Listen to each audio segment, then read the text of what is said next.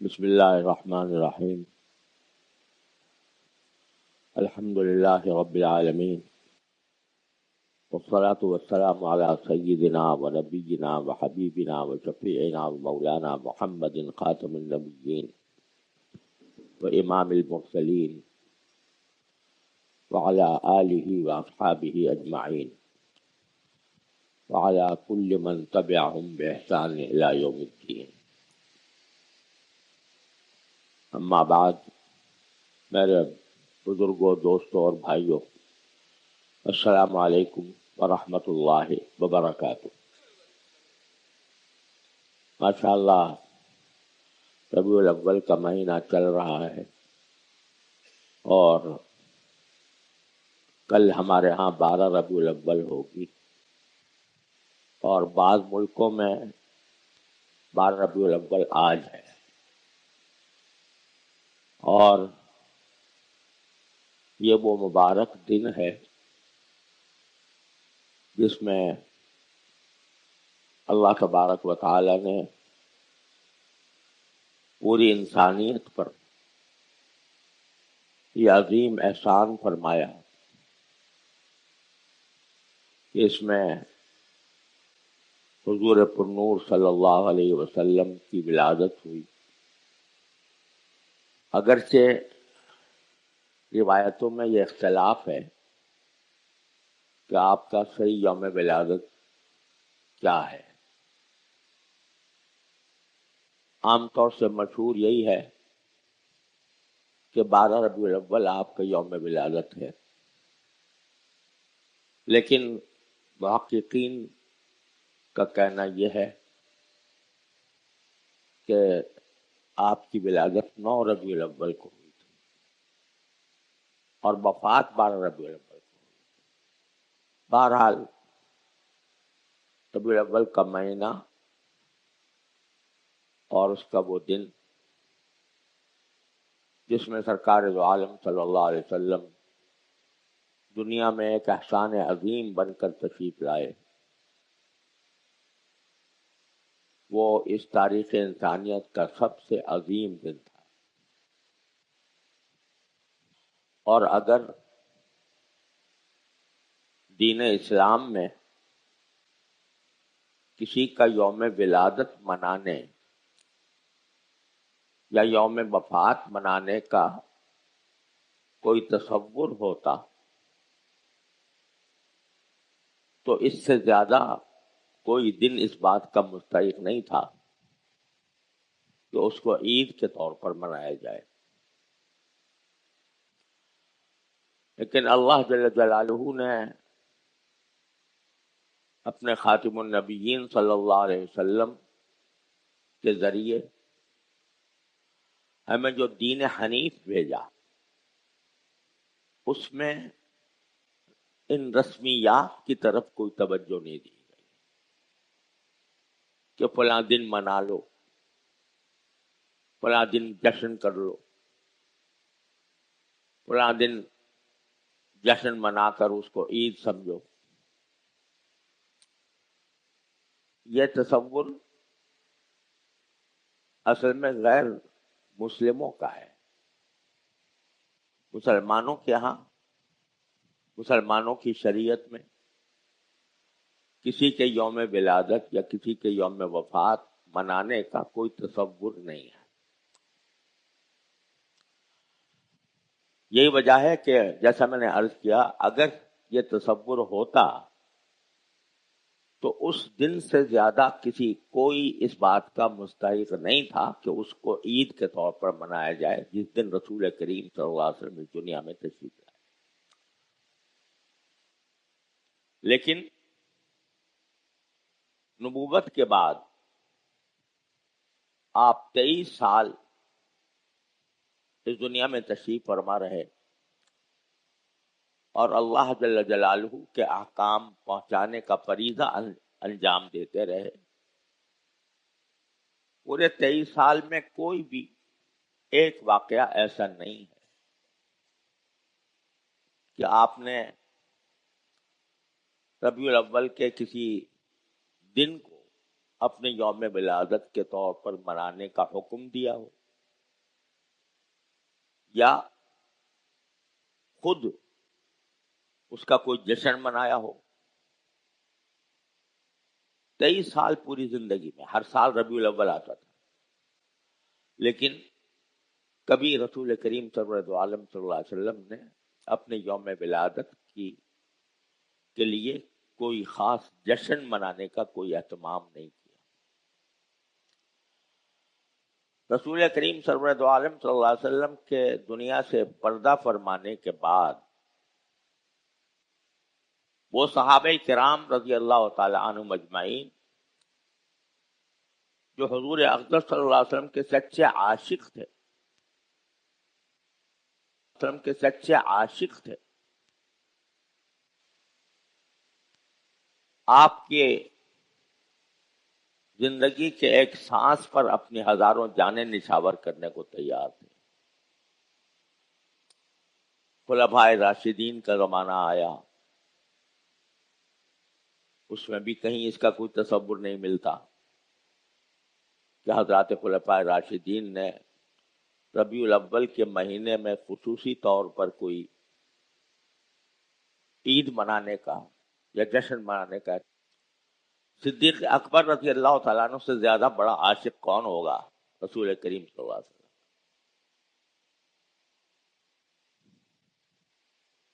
لیکن انہوں نے نہیں منایا. فاروق اعظم رضی اللہ تعالیٰ عنہ تشریف لائے، وہ جن کے بارے میں نبی کریم صلی اللہ علیہ وسلم نے یہ فرمایا تھا کہ اگر میرے بعد کوئی نبی ہوتا تو عمر ہوتا. انہوں نے بھی کوئی اہتمام نہیں کیا. حضرت عثمان تشریف لائے، حضرت علی کرم اللہ وجہہ تشریف لائے، کسی نے کوئی اہتمام نہیں. وجہ کیا ہے؟ وجہ یہ ہے کہ دین اسلام کو اللہ تبارک و تعالی نے رسمیات سے پاک کیا ہے، رسمی کارروائیوں سے، بلکہ دین کی جو اصل روح ہے اس کی طرف انسان کو متوجہ کیا. کسی کی محبت کا اصل تقاضا یہ ہے کہ اس کی تعلیمات کو اپنایا جائے، اس کے اسوہ حسنہ پر عمل کیا اور اس کی تعلیمات کو دنیا تک پھیلایا اور پہنچایا جائے. آپ دیکھتے ہیں کہ شریعت میں صرف 2 عیدیں قرار دی گئی ہیں، ایک عید الفطر اور ایک عید الاضحیٰ. یہ دونوں عیدوں میں سے کوئی ایک عید بھی کسی خاص واقعے سے منسلک نہیں ہے. یعنی عید الفطر جو منائی جاتی ہے وہ اس وجہ سے نہیں کہ اس تاریخ میں کسی وقت کوئی کام ہوا تھا لہذا ہم اس کی یاد میں یہ عید الفطر منا رہے ہیں. یا عید الاضحیٰ جو ذوالحجہ میں منائی جاتی ہے یہ بھی کسی واقعے سے متعلق نہیں ہے کہ اس تاریخ میں فلاں کام ہوا تھا لہذا اس کی یاد میں ہم وہ عید منا رہے ہیں. لوگ بات سمجھتے ہیں کہ حضرت ابراہیم علیہ السلام نے جو قربانی دی تھی اپنے بیٹے کی وہ اس تاریخ میں دی تھی. ایسی کوئی بات صحیح نہیں، بلکہ دونوں عیدیں ایسے موقع پر رکھی گئی ہیں جب خود مسلمان کوئی اللہ کے بارگاہ میں کوئی عبادت انجام دیتے ہیں تو اس وقت میں عید منانے کا حکم دیا گیا. عید الفطر کب آتی ہے؟ جب مسلمان 1 مہینے اللہ تبارک و تعالیٰ کی عبادت کی خاطر روزے رکھتے ہیں، راتوں کو اللہ کے سامنے کھڑے ہوتے ہیں تراویح میں، پورا مہینہ اللہ تعالیٰ کی عبادت میں ہر سال، تو اس گزارنے کا انعام یہ ہے کہ اللہ تعالیٰ نے فرمایا عید الفطر مناؤ، کسی سابق واقعے کی بنیاد پر نہیں. اور عید الاضحیٰ میں کیا ہوتا ہے؟ کہ مسلمان ایک دوسری عظیم عبادت یعنی حج وہ انجام دیتے ہیں 9 ذوالحجہ کو. عرفات میں حج کا رکن اعظم وقوف عرفات 9 ذوالحجہ کو انجام پاتا ہے. اس تاریخ میں چونکہ ایک عظیم عبادت انجام دی گئی تو اگلا دن اس کے شکرانے کے طور پر منعقد کیا گیا. کسی ماضی کے واقعے پر عید بنانے کا کوئی تصور اسلام میں نہیں ہے، بلکہ گویا پیغام یہ دیا گیا ہے کہ صرف اپنے بزرگوں کے کارناموں پر فخر نہ کر کے نہ بیٹھ جاؤ، بلکہ خود کچھ عمل کرو. خود کچھ عمل کرو گے تو اس پر تمہیں خوشی منانے کا حق حاصل ہے. اس پر خوشی مناؤ اور اس طرح مناؤ جیسے اللہ تعالی نے حکم دیا ہے. اپنی طرف سے گھڑ کر کوئی ایسی صورت پیدا کر لو جس میں جشن کا ایک سما ہو جائے، یہ شریعت کے مزاج ہی میں داخل نہیں ہے. صدیوں بعد یہ سلسلہ شروع ہوا. بعض لوگوں نے عید میلاد النبی منانے کی، لیکن اصل شریعت میں، قرآن میں، حدیث میں، سرکار دو عالم صلی اللہ علیہ وسلم کے عمل میں، خلفائے راشدین کے عمل میں، صحابہ کرام کے عمل میں کہیں یہ بات موجود نہیں تھی. اصل جو بات کرنے کی ہے وہ یہ کہ رسول کریم صلی اللہ علیہ وسلم کو اللہ تعالیٰ نے ایک نمونہ بنا کر بھیجا تھا. لقد کان لکم فی رسول اللہ اسوۃ حسنہ. تمہارے لیے اللہ کے رسول کی حیات طیبہ میں ایک بہترین نمونہ ہے.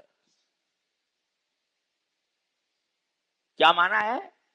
کہ ہم نے ان کو اس لیے بھیجا ہے کہ تم ان کو ایک نمونہ سمجھ کر اپنی زندگی کے ہر شعبے میں ان کی پیروی کرو، ان کے پیچھے چلو، ان کے احکام پر عمل کرو، ان کی سنتوں کو اپناؤ. یہ ہے اصل مقصود سرکار دو عالم صلی اللہ علیہ وسلم کی تشریف آوری. چنانچہ صحابہ کرام ہر وقت سرکار دو عالم صلی اللہ علیہ وسلم کی سنتوں پر عمل کرنے میں لگے رہتے. تو گویا ہر روز عید میلاد النبی منا رہے، ہر روز وہ عید میلاد النبی کس طرح منا رہے ہیں؟ سرکار دو عالم صلی اللہ علیہ وسلم کی سنت پر عمل کرتے.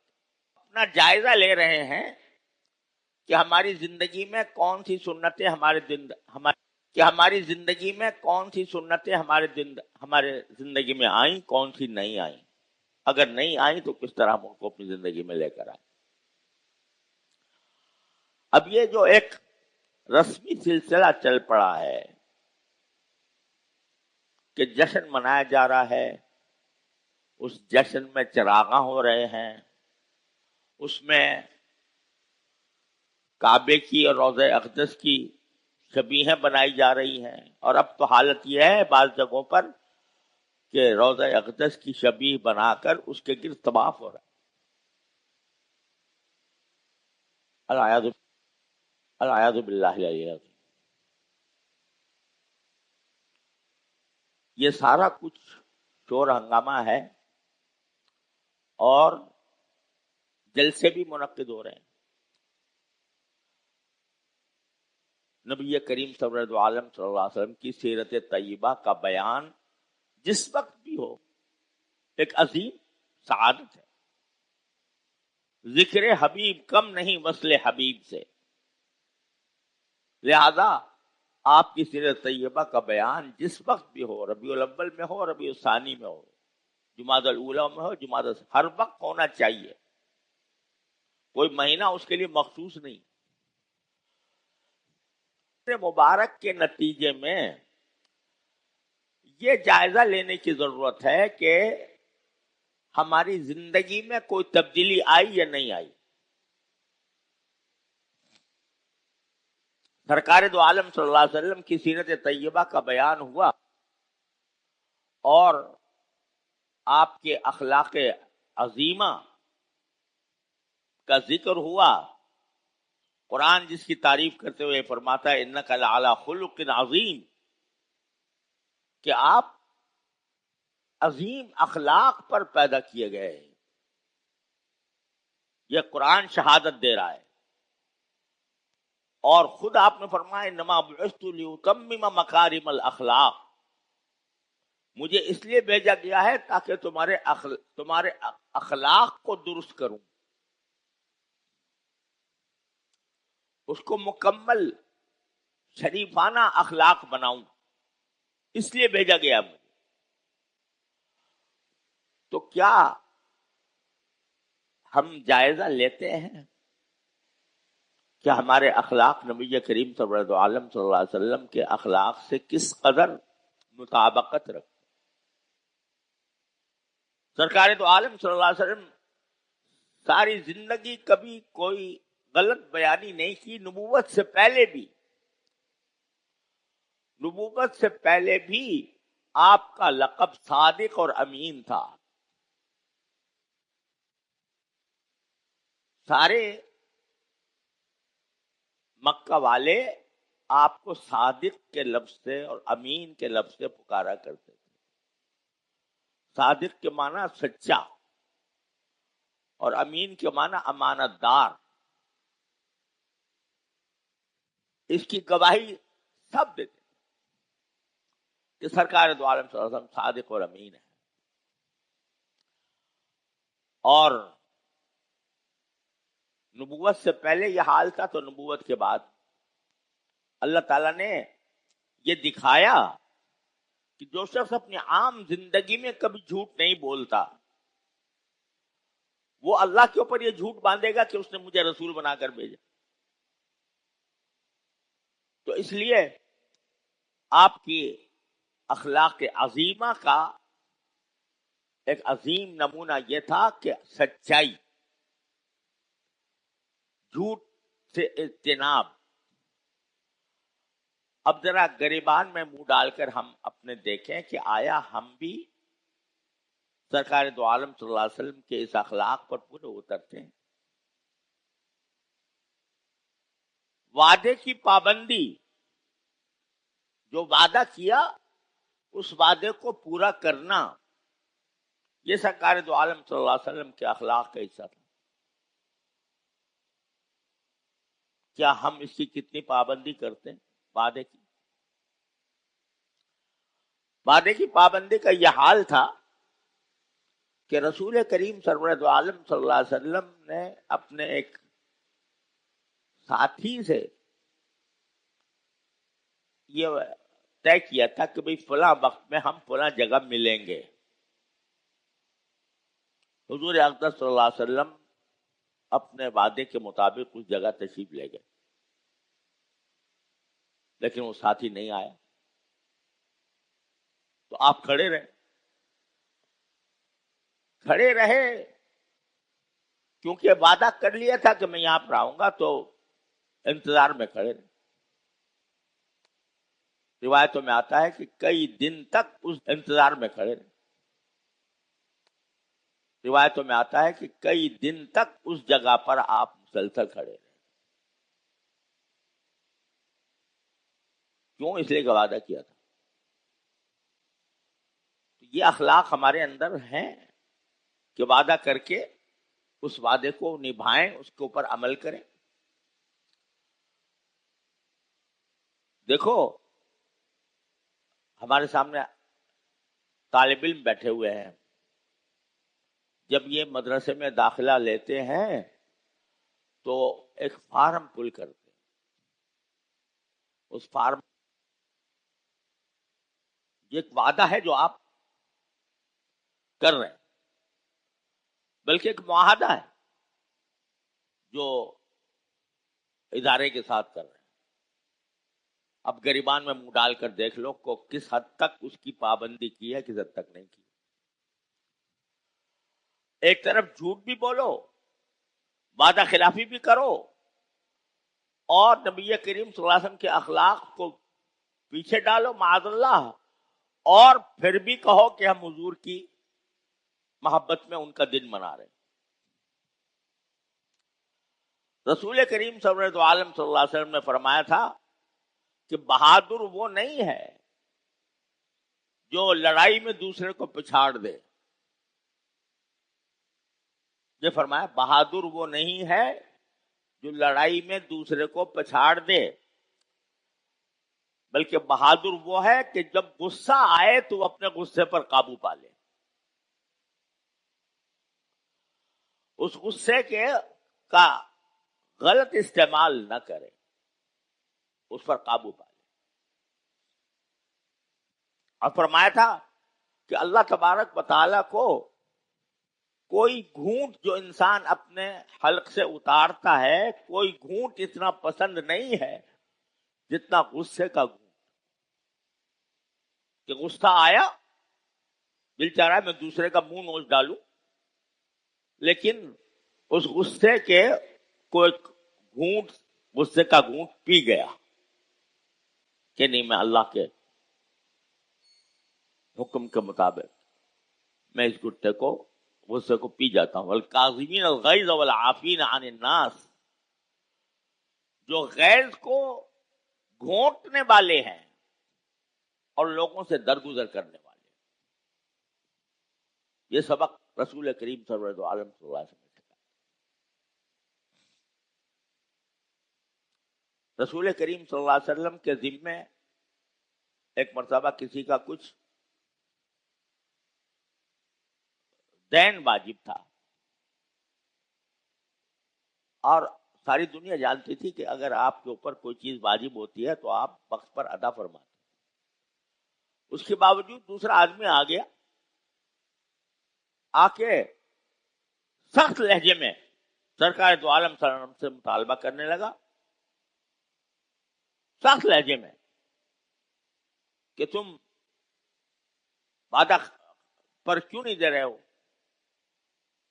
حالانکہ حضور تیار بیٹھے تھے دینے کے لیے، لیکن سخت کلامی کی۔ صحابہ کرام نے اس کو جو سن رہے تھے، سرکار دو عالم صلی اللہ علیہ وسلم کے ساتھ ایک شخص سخت کلامی کر رہا ہے، تو صحابہ کرام کو کیسے گوارا ہو سکتا تھا؟ وہ اس کو کچھ سبق سکھانے کے لیے دوڑے۔ سرکار دو عالم صلی اللہ علیہ وسلم فرمایا نہیں، اس کا حق ہے، اس کا حق ہے، لہذا اس کا حق بھی دے دو، اس سے زیادہ بھی دے دو۔ یہ ہے انک علی خلق عظیم۔ عید میلاد النبی مناؤ، جشن کرو، چراغاں کرو، جلوس نکالو، اور جھوٹ بھی بولتے رہو، وعدہ خلافی بھی کرتے رہو، اور دوسروں کے اوپر اپنا غصہ بھی نکالتے رہو۔ یہ کہاں کی اتباع سنت ہے؟ یہ جگہ جگہ، گلی گلی سرکار دو عالم صلی اللہ علیہ وسلم کی سیرت طیبہ کی محفلیں منعقد ہوتی ہیں۔ یہ ذرا سوچیں کہ کسی محفل سے اٹھنے کے بعد کیا ہمارے کسی طرز عمل میں کوئی تبدیلی آتی؟ قرآن نے کہا تھا قل ان کنتم تحبون اللہ فاتبعونی یحببکم اللہ۔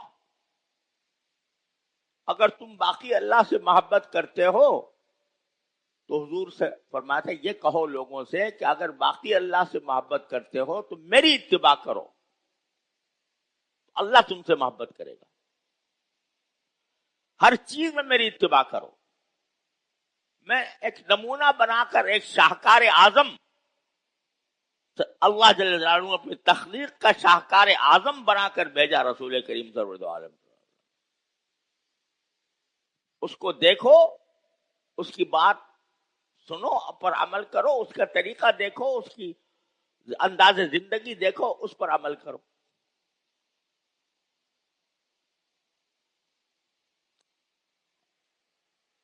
اور تو اور سچی بات یہ ہے کہ نبی کریم صلی اللہ علیہ وسلم کی سنتیں ہر گوشے زندگی میں ہمارے لیے روشنی کا مینار ہے.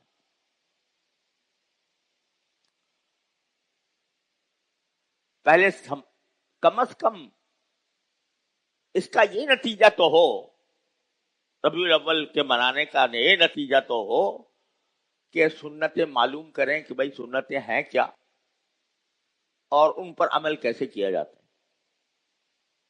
میرے شیخ حضرت عارفی قدس اللہ تعالیٰ سرہ کی کتاب ہے اسوہ رسول اکرم صلی اللہ علیہ وسلم. اس میں حضور اقدس صلی اللہ علیہ وسلم کی ساری سنتوں کی تفصیل بیان کر دی ہے. ہر قسم کی سنت، ظاہری سنتیں بھی، باطنی سنتیں بھی.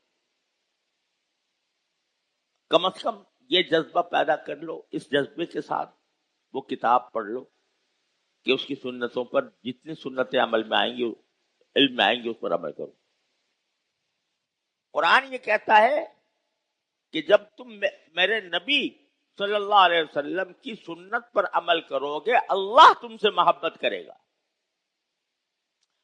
تو جس وقت بندہ اتباع سنت کی نیت سے کسی سنت پر عمل کر رہا ہوتا ہے اللہ کا محبوب بن جاتا ہے. مثال کے طور پر چھوٹی چھوٹی سنتیں جن کو ہم نے محض غفلت میں چھوڑا ہوا. سنت یہ ہے کہ جب مسجد میں داخل ہو تو دائیں پاؤں پہلے داخل کرو، جب نکلو تو بایاں پاؤں پہلے باہر کرو. اب یہ سنت ہے اور اس پر عمل کرنے میں کوئی دشواری بھی نہیں ہے، کوئی خرچہ بھی نہیں ہوتا. لیکن اگر اس سنت کو اپنا سیوا بنا لے آدمی تو جس وقت یہ عمل کر رہا ہوگا اتباع سنت کا، اس وقت وہ اللہ کا محبوب ہوگا. بیت الخلاء میں جاتے ہوئے بایاں پاؤں پہلے داخل کرو اور نکلتے وقت دایاں پاؤں باہر بن جائے، یہ بھی سنت ہے. جس وقت یہ عمل اللہ کی رضا کی خاطر اتباع سنت میں بندہ کرے گا اس وقت محبوب ہوگا اللہ. دوسروں کے ساتھ بشاشت سے ملو. چہرے پر بشاشت کے آثار ہو. یہ رسول اکرم صلی اللہ علیہ وسلم کی سنت جس سے ملتے تھے بشاشت کے ساتھ، یعنی بسا اوقات چہرے مبارک پر تبسم ہوتا. اگر یہ اتباع سنت کی خاطر یہ کام کرو گے تو یحببکم اللہ، اللہ تمہاری سے محبت کرے گا. غرض